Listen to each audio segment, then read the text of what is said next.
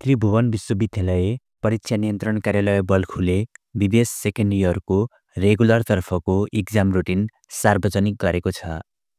Exam routine अनुसार चाहिँ exam 2082 पुस 16 गतेदेखि सुरु भएर 2082 पुस 24 गतेसम्म हुनेछ। इक्जाम रुटिन अनुसार चाहिँ इक्जाम दिउँसोको 12 बजेदेखि 3 बजेसम्म हुनेछ। इक्जाम रुटिन अनुसार इक्जामको पहिलो दिन पुस 16 गते बिजनेस कम्युनिकेसनको इक्जाम हुनेछ। त्यसै गरी 2082 पुस 18 गते म्याक्रो इकोनोमिक्स फर बिजनेसको इक्जाम हुनेछ। त्यसै गरी इक्जामको तेस्रो दिन 2082 पुस 20 गते कस्ट एन्ड म्यानेजमेन्ट एकाउन्टिङको इक्जाम हुनेछ।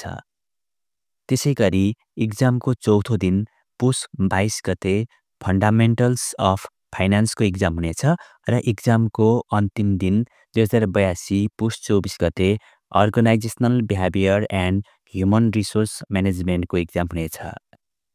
विदेश सेकेन्ड इयरको बिजनेस कम्युनिकेसनको भिडियोहरू हेर्नको लागि हाम्रो च्यानल भिजिट गर्नुहोला र च्यानललाई सब्स्क्राइब पनि गरिदिनुहोला है।